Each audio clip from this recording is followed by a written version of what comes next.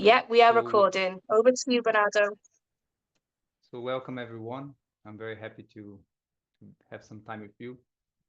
I'm not the most technological guy, as some of you may know, so this is a little bit of a first for me, but I'll do my best. I'm more used to seeing people and interacting in person, so it's a little bit strange to be talking to myself, but I'll do my best. And as Joanna spoke, please make the questions on the chat box, and I'll be sure to answer them. Okay. So the talk today will be on yoga as a daily practice, as something that is not just a practice of asana. We are very used to the concept, especially nowadays, of yoga being something that should go for a 1 hour class in the afternoon after work or in the morning to get up for starting the day. And especially that pattern of the one do some movement, some breathing, then you have a little bit of relaxation, then you run off to whatever it is that you want to do later. But as some of you may know, and that's what I would like to expose here as well, the yoga tradition has always had more than that. It has always been more close to a lifestyle. It has always been more close to a philosophy. It was indeed a philosophy in the East, in India, where it was developed, it was born. So it has never really been only on this format of just a practice that you do twice a week. So I'd like to explore those points today, and in the hopes that you'll be able to maybe incorporate some of that into your world, into your life. And also the topic of this topic emerged for me because here at Plantation Villa, a lot of people, a lot of guests, one of the classic questions they have is, okay, I'm feeling good here, I'm happy here, I'm feeling calm here, but what do I do when I go home? That's a standard question because they think, okay, it's possible only while I'm here in nature, while I'm here doing yoga twice a day, while I'm having the Ayurveda side. But when I go home, I go back to the chaos. And I would like to address that as well. Now, the first thing is you might have heard that yoga is union. Yoga is something that unites. Some people say yoga is something that unites, let's say, your mind to your body. Yoga is something that unites your mind to the higher mind, unites you to the divine, whatever definition that you might have come across. But I like to speak of yoga as actually separation, the opposite. When I say separation, I don't mean a bad way, because you see, sometimes to be free, sometimes to be happy, we might have to separate ourselves from certain things. So, for example, habits. We might have habits that are unnecessary, that are to our detriment, is causing issues to us or to those that are close to us. We have agitation. So, for example, you're always stressed. So that's something that might be interesting to separate yourself from. You might have overthinking, so a tendency which created by the past, by circumstances, in which there's a tendency for proliferation in the mind, a lot of thinking, a lot of feeling. You might have attachments, for example, to people or circumstances, situations, which maybe at some point were okay, were fine, maybe even good, but eventually becomes problematic. So we can think of yoga also something that prepares us, train us to be able to separate, to be able to detach. Now, in order to be able to detach, you need to know what to detach from. And in order to detach properly, you need to have the proper mindset. You need to be in the proper mood, the mood of detachment. So the two main things that I would say yoga can train us for this process of detachment that I'm mentioning is learning how to pay attention. So being able to sense, being able to perceive, being able to watch, being able to feel. But especially I would define them as pay attention. And the second is to be able to relax.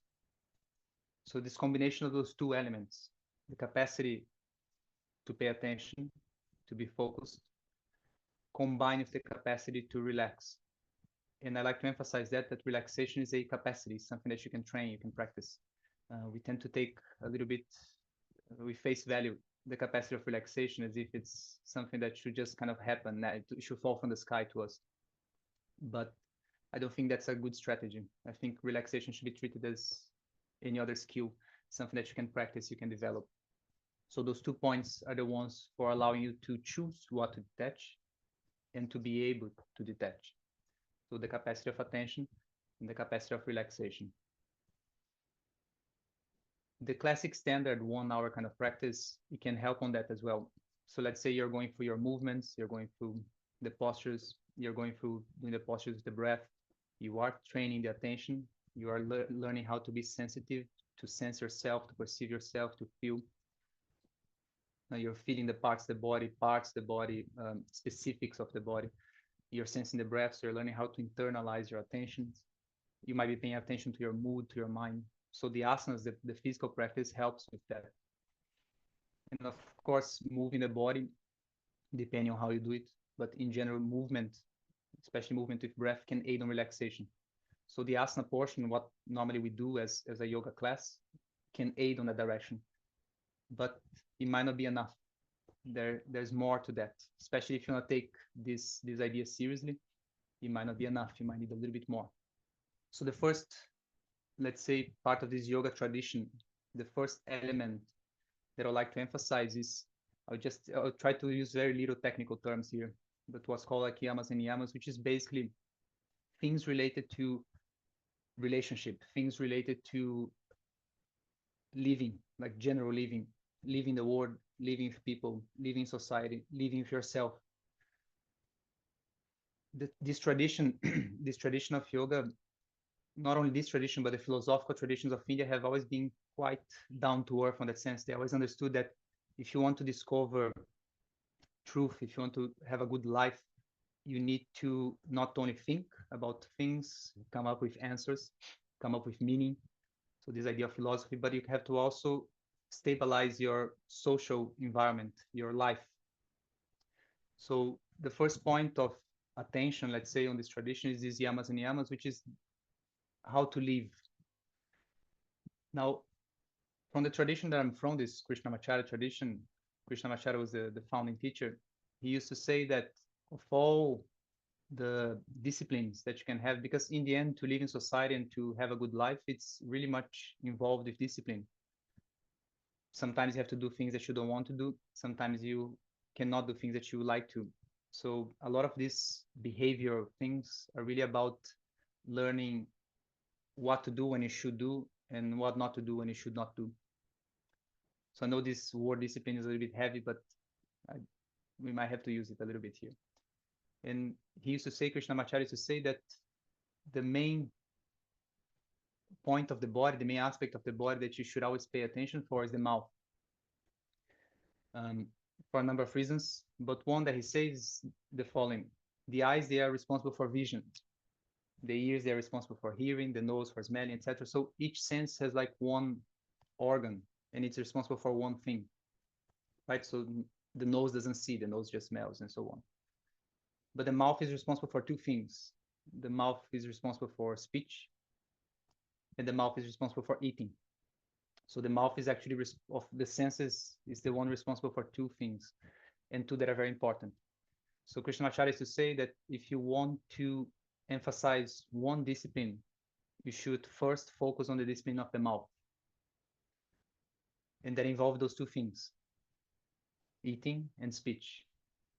Here there's a little bit of correlation with Ayurveda, this emphasis on food as not only as health, but as also patterns of addiction and quality of the mind. There's this idea, there's this thread, let's say this ancient thread through Ayurveda, that food doesn't affect only the body, but it affects our moods as well, our behaviors, it affects our emotions. You don't have to, it's not such a far off kick, let's say, because, you know, if you're binge eating, for example, or if you're compensating patterns of stress with eating, or every time you are sad and you eat certain aspects, certain foods, or for example, if you're trying to punish your body through severe diet, or you have this kind of bad relationship with the body through diet. So the food has a lot of correlations with the mind, with the emotions, with the moods, with personality. So he used to say that one point that we pay attention throughout life. Remember those two things of paying attention and relaxation. The first point to pay attention is food, the relationship with the mouth. in general, and this also stepping into the realm of Ayurveda as well, a first start can always be to have natural food and to eat less, unless you have a specific health condition, unless sometimes through age or certain diseases, you might have to eat more. Or if you're very young, like a child, it's okay to eat a lot, that's fine. But for adults in general, if the health is okay, the idea is to eat less. You see, you start in the process of detachment there. So now you're paying attention to the mouth, to relationship with food. You're aiming at relaxing because if you have a good relationship with food, then you're gonna relax your system because there'll be less pressure, there'll be less problems, or you can say there'll be less toxins. But also you are detaching because food is a very primitive thing, let's say, is the things that nourishes the body to continue living. So being able to have a good relationship or some form of regulation, at least in the beginning, and then a good relationship to be developed with food would allow you to detach from that impulse as well, the kind of the compulsion for life, the compulsion for food. So you're starting the process, pay attention, relaxing, detaching. Then the mouth is also related to speech. There's this idea, which is a very down to earth idea on this tradition, that any action is born on the mind. So it's born as a thought. It moves to the realm of speech. So for example, we might have a feeling,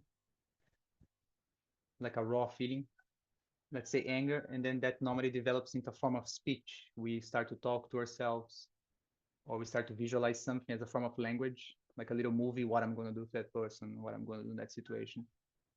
And then that eventually has the channel, it moves for speech. So then you shout, you say, you speak whatever it is that you are feeling. And then that speech moves to action. So the speech itself is already a form of action that's being manifested, but then it becomes part of the body as well. And then it might become an actual action. So let's say anger would be, you have the feeling of anger that becomes some form of speech on your mind as a little movie or talking to yourself. And then that becomes words. So there's an action there. And then eventually it becomes a physical action. So let's say you fight with someone. So as you say, if you learn how to pay attention to the mouth, you're solving those two issues. The food front, which can cause problems for both the body and the mind, and has a lot of attachment involved, so you're starting the process of detachment. Then the speech front, which helps to clear relationship. So in a very basic form, trying to speak what should be spoken, trying not to speak what should not be spoken. The ideal, let's say the guideline, the north will always be to be less violent. That's the focus. Of course, being less violent, there are many gradations. It's not so easy as black and white. It's more like gray.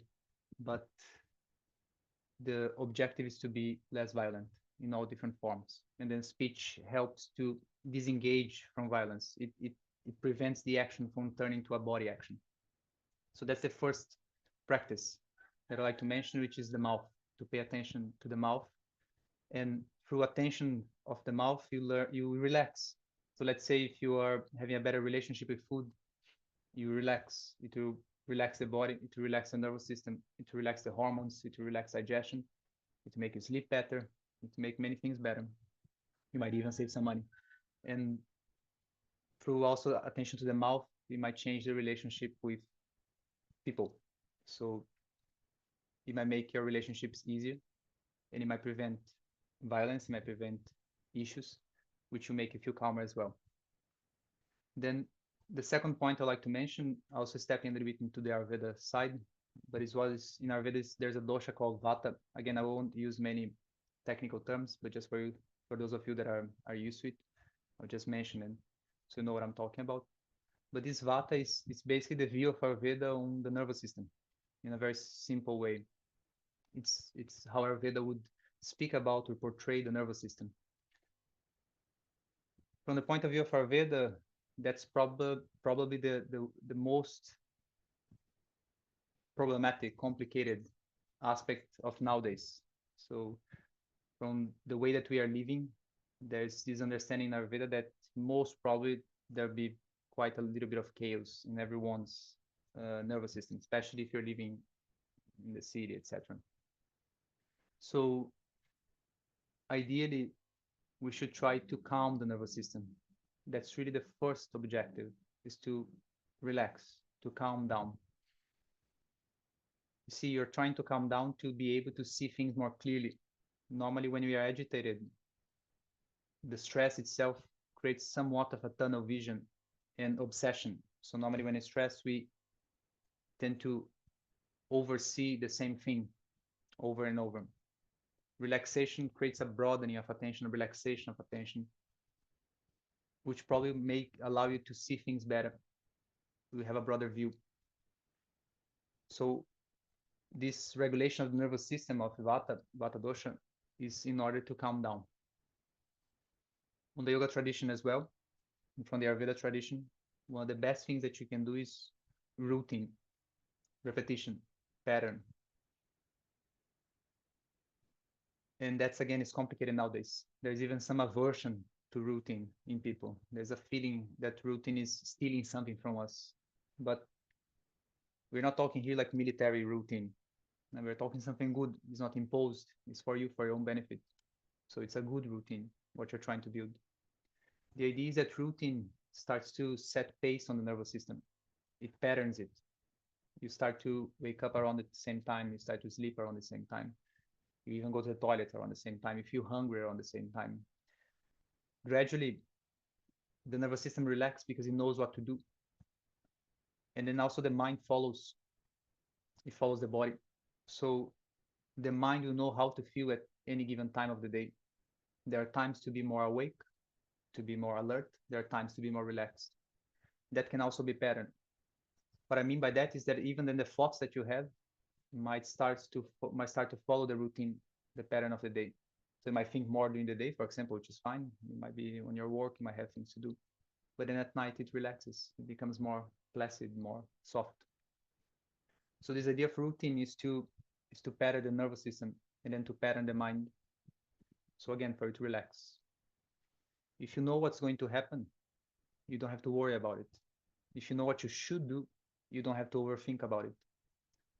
So you see, that's the idea of patterning. It creates less disturbance and it creates less thinking, creates less overthink. What shall I do? How I should do? You know, because you've been doing it. So routine is the first one. And I would like to emphasize here, nowadays we live in a kind of a radical era that things are very extreme. But on the Eastern tradition, on the yoga tradition, and even the Ayurveda tradition, there's this idea that it's better to repeat small things over a long period of time. So for example, if you want to change your diet, we were speaking about the mouth before, do small changes instead of just shifting to a huge, the new trend or the new diet. So you start to create micro changes, let's say, and you adapt to them. You get used to them. So the idea of the yoga tradition is to be cumulative instead of radical. So you keep piling up beat after beat of the same, so that it becomes part of you. It becomes infused in you. Now, in general, anyone that is good at something, they might be a prodigy. They might be born with talent for that. But overall, most probably, I will say actually for sure, what they have done is they have repeated it over and over and over and over again. So that's the way to go for establish a new pattern, to repeat small things over and over and over again, instead of trying to start very harshly. For this regulation of the nervous system, what I can mention here, apart from the food front, which was mentioned already, eating less, for example, is a good start. But definitely if you can sleep early, it will be better. On the view of Ayurveda, between 10:30 and 11 is the last time you should sleep. But the idea is to be sleeping. So if you're not lying down at 11, then praying to sleep. The idea is at 11 should be already knocked out. So you have to go to bed a little bit earlier in order to be sleeping at that time. You see a lot of people, and you see this on social media as well, the influencers and all that. A lot of people emphasize the idea of waking up early, like wake up at 3:30, wake up at 4, and do your meditation, and that's the only thing you need to do for salvation. All your problems will be solved if you wake up 3:30 and do this and that meditation, or go for a run, etc. I prefer to focus on the time that you sleep. See, if you're planning to wake up early, it's a much more guaranteed method, much more safe and even better, more comfortable to just sleep earlier. And then naturally you're going to wake up early. So a lot of people come here to Plantation Villa, they sleep at 9:30. Oh, actually, normally they come to the yoga at 6:30 and then they say, how are you? And they say, oh my God, I don't know. I woke up at 4:30. And I said, okay, really? And then what time did you go to bed? And they say at 9:30.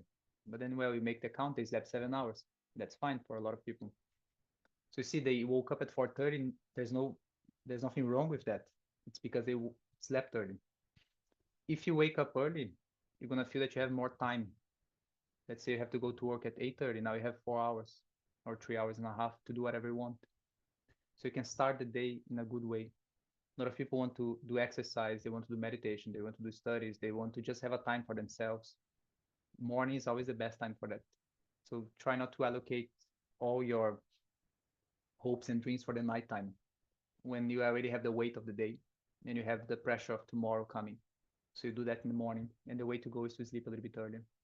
And again, talking about relaxation, it it to relax your system. A lot of people, they are with health issues or sometimes with digestive issues or whatever issue, and they're doing exercise. They have a good diet and nothing's working. But maybe one of the points of issue is actually the sleeping pattern.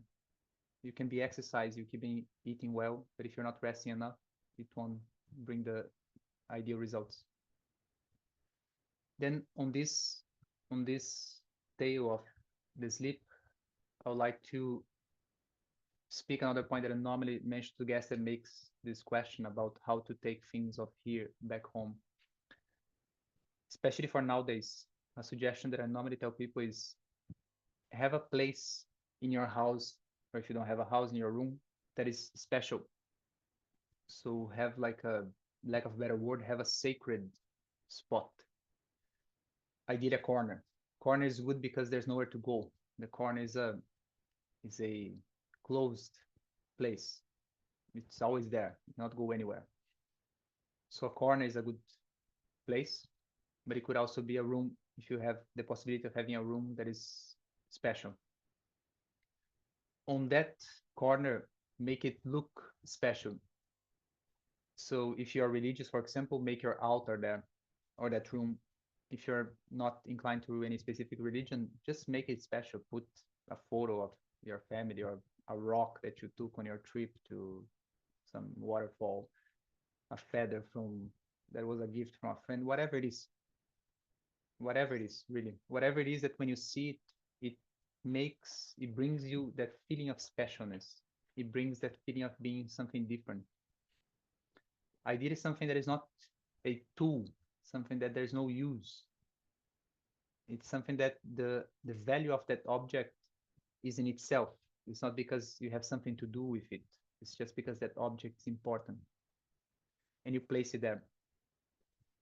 And then at that place, you separate maybe 1 or 2 times a day to make something that is also special, something that is different from the rest of the day. Most of our days, we have a very utilitarian view. We do things because we want to get something out of it. At that place, at that corner, that room, then I suggest you to do something that goes opposite. It goes counter to that. Remember, I mentioned that this idea of yoga as separation.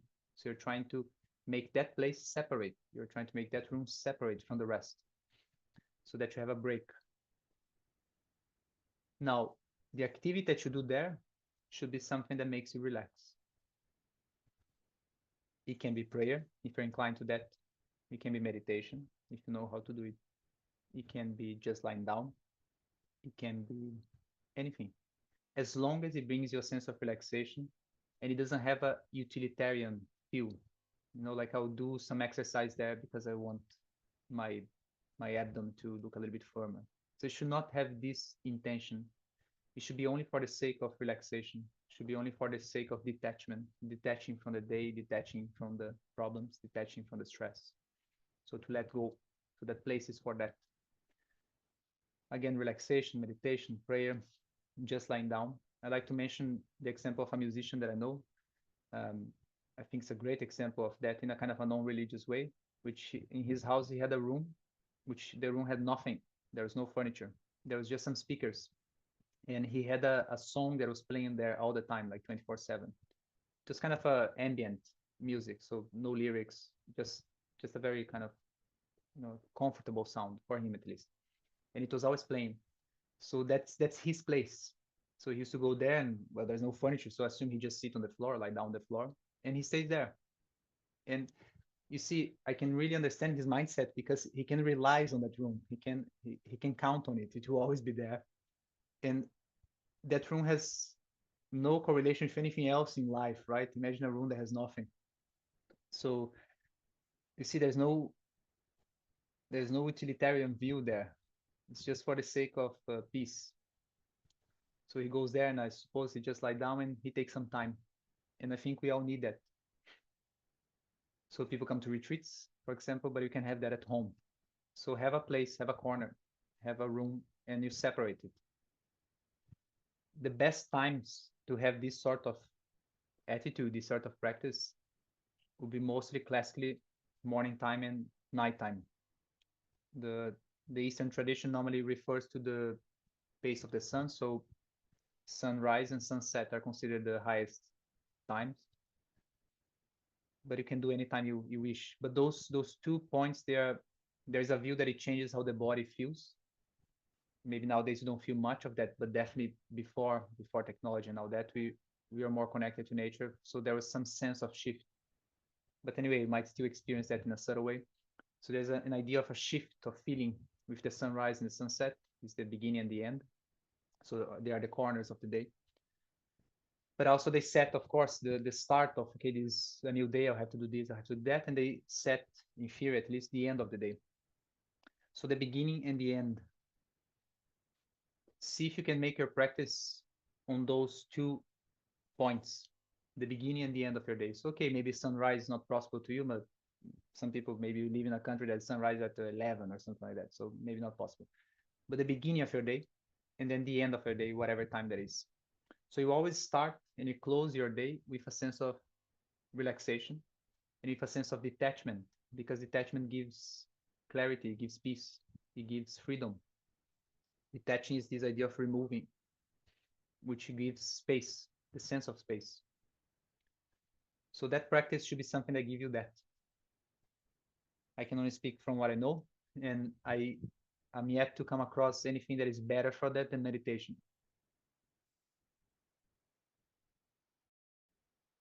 Meditation is the best to learn how to do it because it goes directly to the source. You can detach, for example, from bad food, like I mentioned about food before. You can detach from going to bed late at night, but there's still kind of external things. Meditation will teach you how to detach internally from the source itself, from the thoughts that generate that, from the emotions that generate that pattern of behavior, from the feelings that cause you to think in a certain way. So meditation will go straight to the source, and I don't know anything else that do that on that on that way. So if you can learn to meditate, I would suggest that's the best practice you could do at those 2 points of the day, the beginning and the end. I think the yoga tradition has a good point in the idea of having movement before meditation. I think it helps.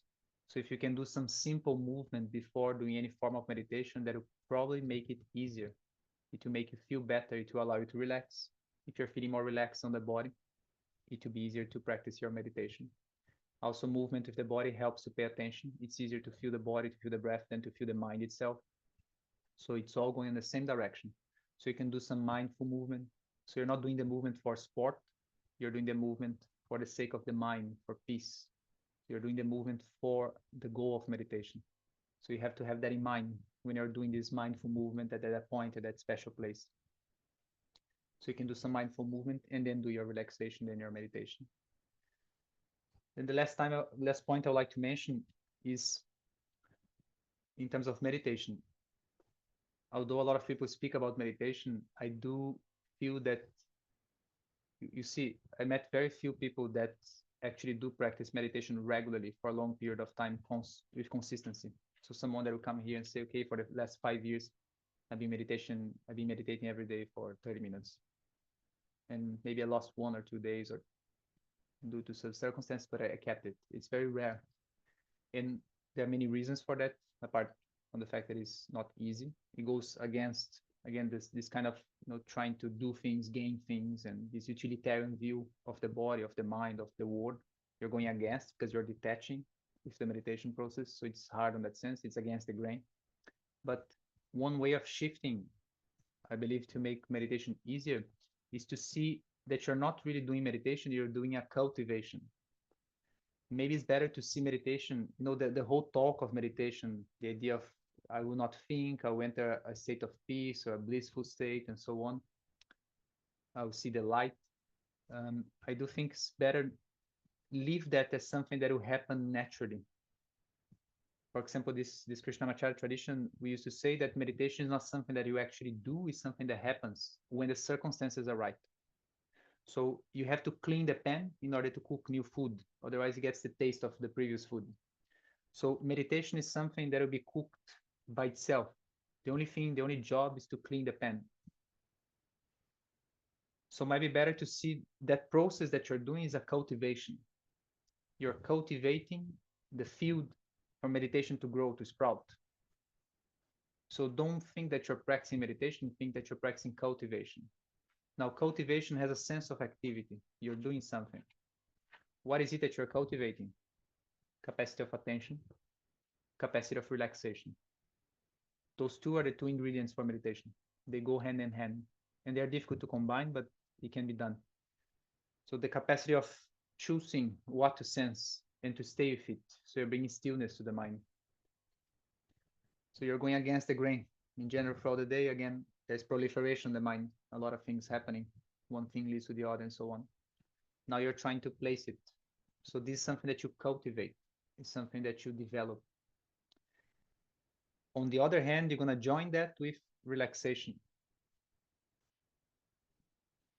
Because you see, relaxation by itself will prevent you from overthinking. Whenever you're very relaxed, for sure everyone here had those experiences. At some point, someone comes, you're just sitting and someone comes to you, what is it that you're thinking about? And you're not thinking about anything, you're just there. Because maybe you're very relaxed, you're just fine. So this sense of being fine, being still, relaxes the mind and stills the mind. So relaxation actually aids on the process. They join them. On one hand, there's a sense of activity that you're placing your attention to something, you're focusing. On the other hand, you're relaxing. And they actually nourish the same process. They nourish the same effect, the same result. So your meditation, you can see as a cultivation of those two. How to do it? Then it depends. There are different techniques. And that's why there are different traditions, different schools, even different religions that speak about meditation because they found different methods. I don't think there's one size fits all on this. Minds are also different. But what you're looking for is to cultivate those two. From the yoga tradition, throughout the day, whatever you can do that brings stillness to the mind, you're cultivating that.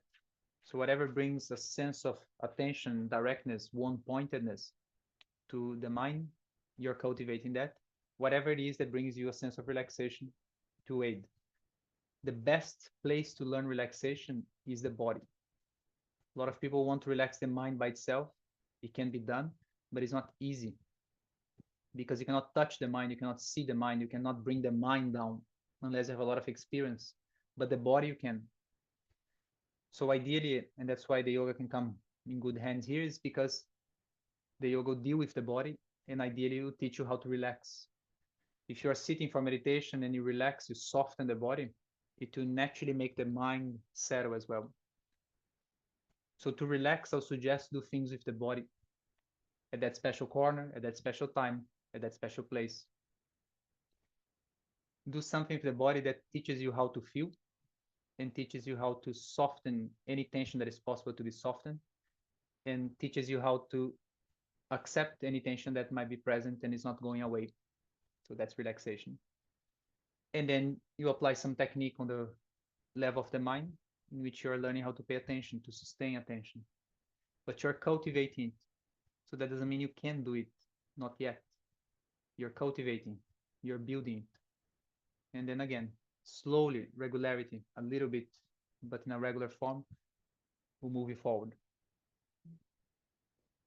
So I think that's, I think my time is up. Is it right, John? My time is up. Hi, Bernardo. Do you feel complete? Does the talk feel finished for you? I mean, I can talk forever, but if anyone has any question, it would be Okay. appreciated.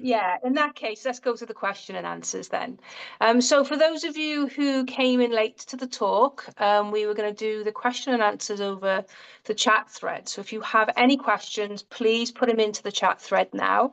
I'm just opening it up, and then I will ask your questions over to Bernardo. I mean, first of all, I'd just like to say, Bernardo, that was an incredible talk. It was really informative, incredibly practical, and really clear. I think that's really helpful for all of us today to try and move this stuff into our day-to-day lives. So it can be hard to do that, to carve out that time.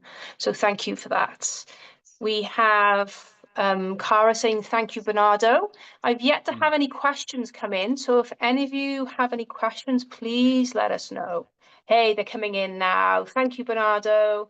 We have Robert saying, thank you. Ellen has asked, do you have any recommendations for breath work integration, Yes. please? Thank you. Yes. Okay. Um, breath work can be a little bit specific. Okay, depends on the person. I'm not a big fan of one size fits all techniques. I think that's why there are different techniques. But what I can say broadly is, first, you are on point because, I spoke about the vata, about the nervous system. For both the yoga tradition and for the Ayurveda tradition, one of the best way to stimulate change, a direct change on the nervous system, is via the breath. And just as really I think it's important as a kind of a side point, another way to really calm the nervous system is oil application. That's why if you've ever done some Ayurveda treatment, they use a lot of oil. And one reason is that the warm oil on the skin, because you see the skin is the sense of touch. The skin gives you the boundary of the body and is the largest organ of the body, the skin.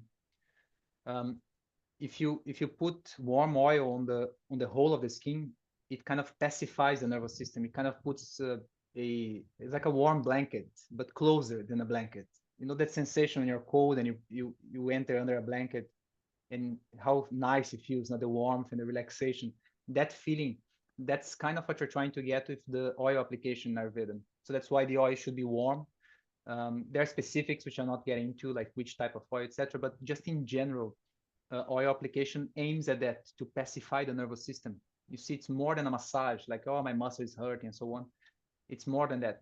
If you apply oil on the skin, what you're doing is to give a very good blanket to the nervous system. You're pacifying everything. So on the view of Ayurveda, that's a good way, especially nowadays, that everyone's nervous system is a little bit chaotic. Now, another tool that is very direct, along with this application of oil, the oil massage, the Abhyanga, is breath. As a general suggestion, I'm not a big fan of the suggestion to do deep breaths, because from what I have seen, when people think of deep breaths, unless they are very well trained, they just do very strong and harsh breaths, noisy breaths. Now, really, have you ever seen anyone relaxed that is breathing like? Does anyone really do it when you're really relaxed? Of course not. It's quite the opposite. When you're relaxed, the breath actually becomes null. It becomes so small because there's so little happening when you're relaxed. You're just there. And especially if the mind is just there as well, you're very calm. You're very chilled. And the breath has to follow. There's this saying on the Hatha Yoga Pradipika that the breath follows the mind and vice versa. So if the mind is very relaxed, the breath should also be very relaxed. So the way to go with the breath, I would say, is to learn how to relax it, to soften it. So there are two stages there. The first, yes, is about breath extension, because it brings focus. It wakes up. It brings you up to extend the breath. But I'll suggest learn how to do breath extension in a very gentle way. So instead of thinking of a deeper breath, think of a longer breath. And while you are making a longer breath, you're trying to make a calmer breath. So it's a complicated balance, but to bring the good result. So you're extending the breath, both inhalation and exhalation at first. And as you're extending the breath, you're making it in a very soft way. So if it gives a sense of stimulation without stimulating too much, without creating that sense of pumping.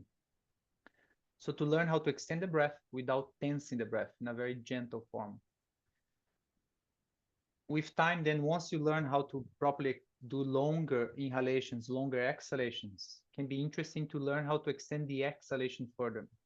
The exhalation is related to relaxation. So if you feel on your own self, when you exhale, as long as the heart is healthy, the heartbeat will reduce, the body warm up because circulation is stimulated after the exhalation. So the exhalation is the one that relaxes the nervous system.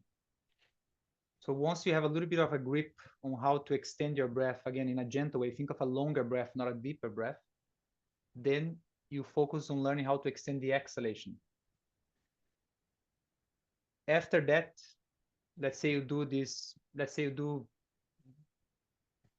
18 breaths or 24 breaths, extending the inhalation, the exhalation, maybe giving a little bit of a push on the exhalation one, extending the exhalation further, should all be felt in a very gentle way. You're extending but calmly. After that, then you stop controlling the breath. And this is difficult because as soon as your mind turns to the breath, there's a tendency to want to control it. It's very hard for the mind to be seeing something, not want to get involved with it, especially because it's related to the body as well. So you need then to learn how to watch and to sense the breath, because you're not just watching or sensing, and allow it to happen by itself. And what should happen is the breath should reduce then. Because now you're just there, the mind is still sensing, observing, experiencing the breath, and you're not trying to change it. And then because ideally you'll be very relaxed, the amount of breath that you need is very little. It's very small. So the progression, I would say, for breath work would be, again, there are other ways of doing that, but one way would be that. Learn how to extend your breath, a longer breath, not a harsher, not a deeper breath, longer but calmer breath. Let's say if you can do at least a breath of 30 seconds, so let's say 15 seconds inhalation, 15 seconds exhalation, with practice, with time, little by little. Then learn how to extend the exhalation further. Should also feel calm, but there'll be a little bit of stimulation because you're changing the breath. And then after a certain time doing that, then you drop all control regulation over the breath. Then you have to learn to relax. Okay. When the breath cools down, then meditation will happen. Okay. So on the yoga tradition, also that's the gate of meditation. Remember, I told you that meditation is not something that you can do. Meditation is something that happens.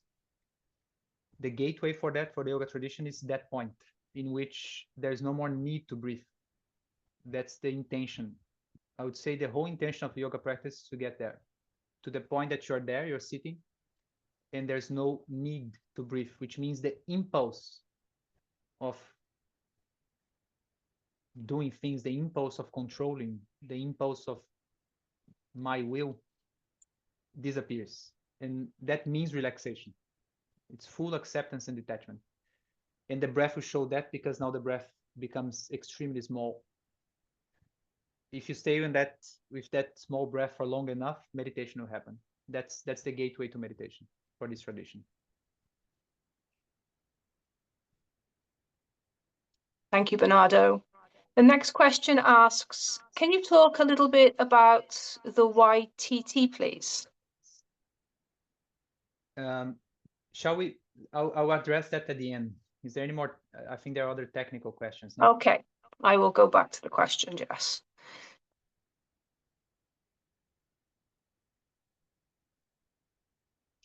Cherie says, amazing and precise, very simply explained, thank you. Okay, I have a question here of Manisha.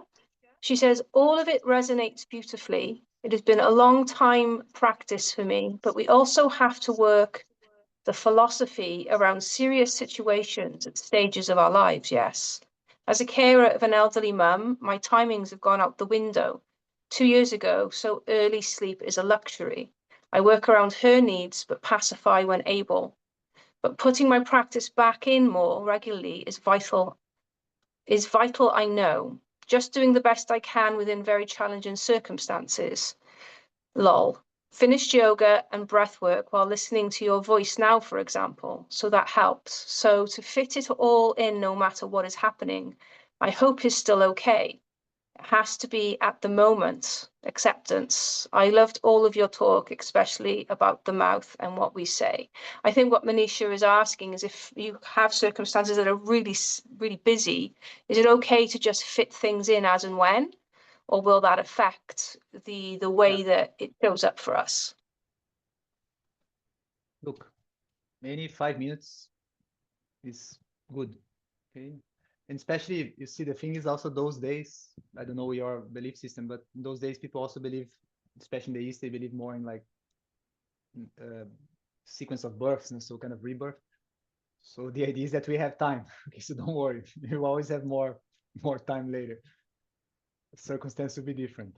But in any case, that's just a joke aside, although some people take it seriously. Any 5 minutes is good. Okay. I remember, for example, there was a specific time I was also very busy, different circumstances, but very, very busy. And for me, like the practice was basically I had some kind of interval, like a gap of 10 minutes. And then I used to just lie down on the floor, put my legs up on the wall, which a position I really like. And I suggest you try it. Just lie down with your back flat on the floor and put your legs up on the wall. It tends to feel very comfortable. And I have 10 minutes and I just lie down like that. And at those 10 minutes, then I let go of everything. And I just feel the body and I relax the breath, like I mentioned before. So that was what I could do those days. So that was my break. But of course, I have trained to be able to do that quickly. So those 10 minutes really felt like a break because I've trained before under other circumstances. But in any case, I do think you have to adapt according to the time. Or for example, every time you go to bed before sleep, instead of maybe spending more time on the phone or whatever it is that's doing at sleep, use that time when you're lying down before sleeping. Use that using the lying down time as your meditation, let's say, as the practice to feel the body, as the practice of letting go from the day, letting go from the thoughts, relaxing. So you can use that moment of lying down. That's normally something that I like to do as well. When I go to sleep, I use those 10-15 minutes before falling to sleep as a practice. But I would like to just mention one last thing. I won't have time to go fully into it. It could be another talk, but there's this concept of yoga, of karma yoga, in which then you see the concept was brought up exactly for circumstances like the one you mentioned, that you're trying to, you see, you're doing, apparently from what you mentioned, you're doing something that is good. It's a good action. It's an action that is bringing benefit to someone or more people. So there's this idea that then that's your practice. You focus on that and you make that the best that you can. That's karma yoga. It's on the Gita, for example, those of you that are familiar. So then whatever is the action that you're doing, if it's a good action, and let's say that action, that activity is taking most of your time and energy, then that action is your practice. And while doing that, you focus on it. So you do it the best you can. And because it's a good action, relax, because it's good. It's something that is positive. It's something that it's a good karma. If it's something good, then you should enjoy it, although it might have some effort, but you should try to enjoy it at least because it's a good action. So that gives peace to the mind, and it gives stimulation in a good way to the mind because it's a good action. So you can make that your practice. Okay, and again, circumstances change. That's the good thing of life as well. It's always on the move. So, but if you're building the mindset even while doing action of paying attention, sensing the body, relaxing the body, being happy if you're doing something that is good, that is also uplifting the mind, and that will also be beneficial later. If you have a good life, if you don't have many regrets, and especially if you have things that you can be proud of, like truly proud of, that can also, on this view, the yoga tradition, even Buddhist tradition, it can help with meditation because you have less things to worry about. When you sit, you can be calm because it was okay. Life was okay. There's no need to remorse. There's no need to review it. You can just relax. What was done in a good way. Okay, so you can do also these challenging circumstances. If it's something that is for the good, you can do that as your practice. Thank you, Bernardo. Yes, we have time. I think we sometimes forget that. And it's a really good point. I mean, caring for your parents, Manisha, is like, it's a beautiful thing. So you can use that as your yoga practice. It's something I think we forget. And Manisha's apologized for the long paragraph. It's fine. It was a great question. And thank you for sharing that with us. We have a question from Antonina. She says, it's not a question, it's a thank you. Many thanks, Bernardo, and good to see you again. The talk was very informative. Looking forward to hearing future talks. Thanks again. We have a question off Cherie. How can you focus and concentrate during meditation without distractions, as the mind automatically wants to wander? Yeah. That's also a little bit individual. Okay. First off, again, see it as a cultivation. Okay? It's not a given. That's the important point. Don't enter meditation as a given. Because nowadays we read all the meditation will solve all my problems. That's kind of the message. It will make me enlightened and so on. So we get into the practice with too much expectation. Then when we face reality, say, okay, that guy told me that, but that's not happening. So it's a cultivation. If you're gonna learn an instrument, a musical instrument, you don't expect to sit on the piano and play Mozart, Bach. It will take time. So it's a cultivation. Okay, it's a process. See it as a process. Now, that being said, again, I think one of the beauty of the yoga tradition is the emphasis on the body, and I think that's important. It helps. Make your meditation, although you're still, let's say you're sitting, but first learn how to sense the body. So instead of trying to regulate the mind, learn how to change the body. If you learn how to relax tension of the body, it will definitely relax the mind. Okay, so on my experience also, sometimes there's some meditations that are too mental like, and it creates some challenges for people sometimes, depending on the personality or the circumstances. A better way, the body never lies. The mind creates a lot of stories, but the body never lies.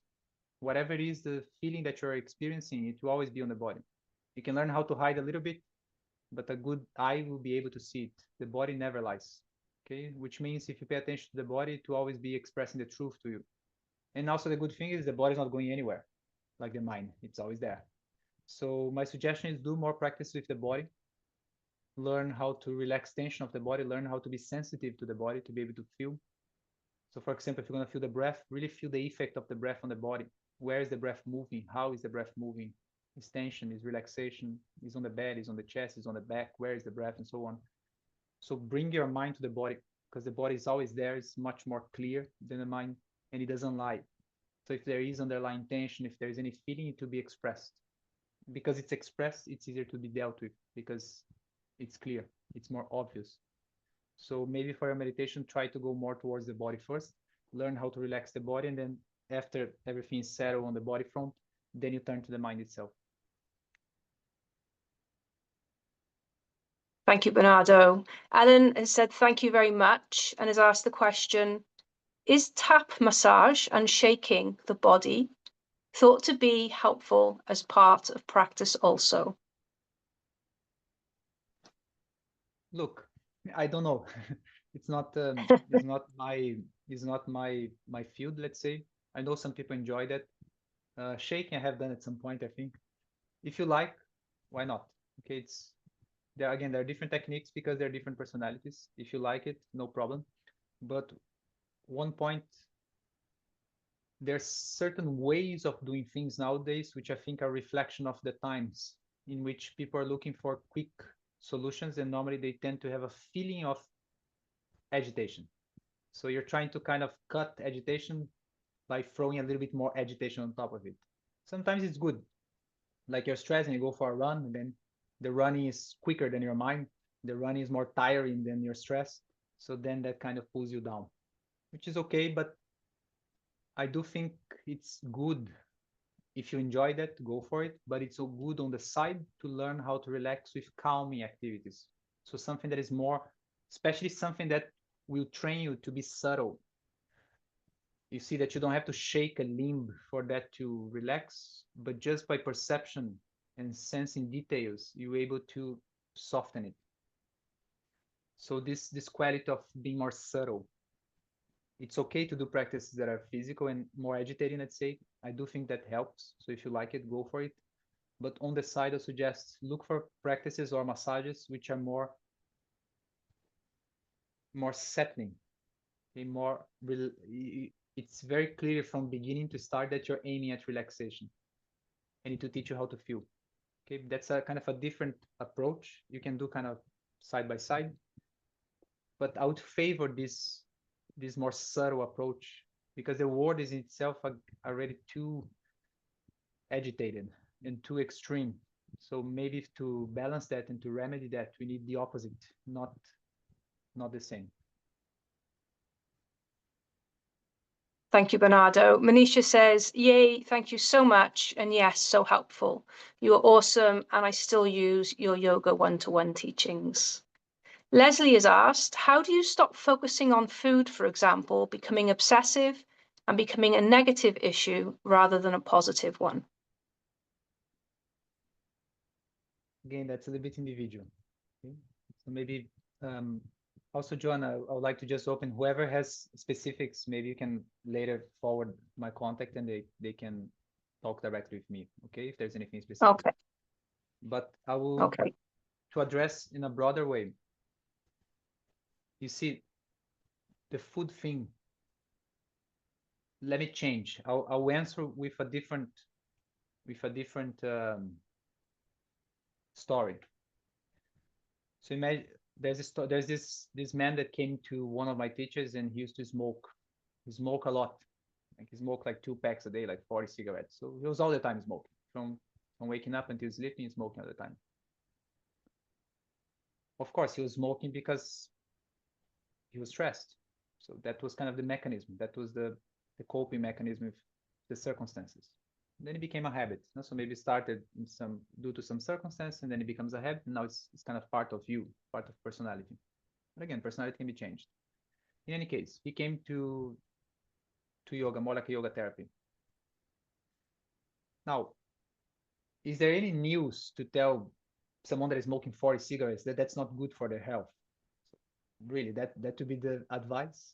Like, look, smoking is not good for you. Smoking can cause cancer and so on. And you can even say like how much money you're spending on smoking. You can use arguments, but everyone knows it's not a secret.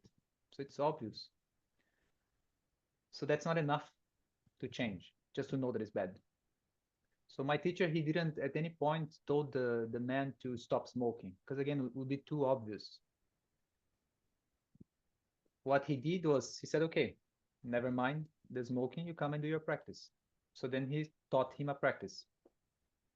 The practice was basically movement with breath, learning how to breathe, learning how to relax the breath, learning how to extend the breath, learning how to pay attention, learning how to relax. By paying attention to the body, find attention. You move, it helps. Now your mind is subtle, you can feel it. You learn how to soften. You learn how to breathe, which calms the nervous system. So you feel better. Now what happened?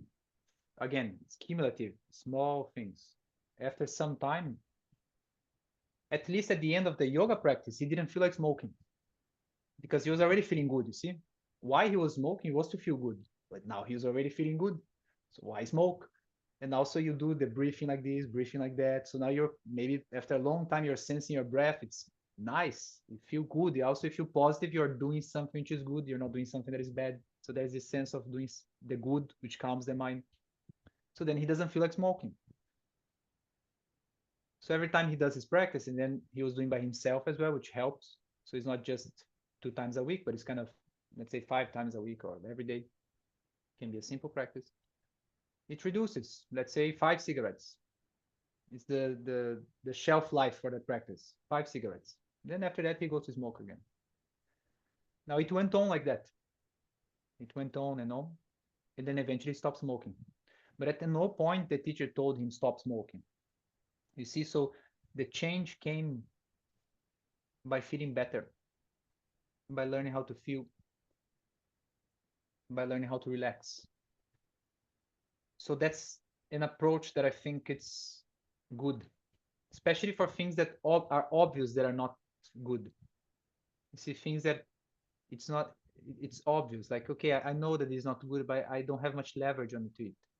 So then one way is introduce into your life certain habitual practices that will give you that feeling that you're looking for. And that's why I mentioned have a special place. At that place, there's no food, there's no cigarettes, there's nothing. See, it's just for that moment, or have a corner, and then have a time. And then when you go there, is the time to do the opposite of what was being done throughout the day. It's the time to experience the opposite. And then by repeating that, you want more of that. You want, once you feel good, you don't want to feel bad again. So then you want to continue feeling good. And then if you just very gradually, like baby steps, you keep repeating it, it will build up, and then you get used to it. And now you want to be there. You don't want to get out of that. Thank you, Bernardo. Cherie says, totally agree with the concept of karma yoga. Find charity work definitely has a feel-good factor. Justina says, how do you stop overthinking during the day and meditation? Any examples would be appreciated, and thank you for your talk today. Right. Again, I think maybe at some point the question, as I mentioned, one good way is to learn how to feel the body. Okay, the body is more clear. Exercise in general is good for that, especially if you have a tendency for overthinking, agitation. Definitely exercise is a good way to go. Whatever exercise, whatever it is that you like to do exercise. It will help. But it's also good to have a form of exercise with something more akin to yoga, which it is an exercise, but it's asking you, it's inviting you to sense in a different way, and it's inviting you to learn how to relax. So if you can introduce that to your routine, that'll be good. And again, I know you cannot do your yoga on your working place, but you can have a regular practice. And don't worry about 1 hour. Do 10 minutes, 15 minutes, but do regularly. Let it build. See, let it build. So that's one. Now, another point that can help is to,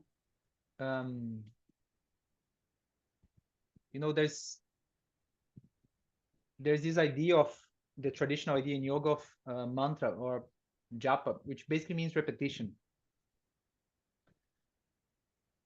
So if it's something that is like in you, let's say, you can have certain thoughts that you try to sustain on your mind. So I'll just use it as the example the previous lady, she mentioned of looking after the parents and so on, and that's being stressed. You see, so while you're doing that, you can nourish the memory, the thought that it's a good action. So you're kind of counterbalancing the negative thoughts. So while you're doing it, there, let's say, I mean, I don't know your circumstance, okay? So I'm just extrapolating your what you mentioned. But let's say, oh my God, I'm so tired, or oh my God, I don't have much time for myself, and so on. But you can bring the opposite thought, like, okay, but this is a good action. This is something I'll never regret. This is something I will always be proud of. This is what humanity is for, and so on. So you have these thoughts that you're nourishing, you're placing it on top. Another classic example would be if you're angry with someone, then someone that is close to you, and you try to remember other times that the person was nice to you, because from time to time someone that is close to us will do something that we dislike. But that was one thing. You might have several other points which are actually good and are good and will always be good. A good action doesn't change. So you can remember that. You bring that thought on top. Okay. So you can do that throughout the day. You have certain thoughts, certain ideas that you bring back to your mind, and you repeat it. Again, the secret is repetition, cultivation. As you cultivate, it will grow. And as a more traditional approach, be more kind of mantra, japa, etc., which is the repetition of certain sounds or certain chants, but whatever suits you. Okay, but this might also help. Okay, so again, just to wrap, was learn how to go through the body. And even if you cannot do this at home, it's okay. You can do after, you can do before.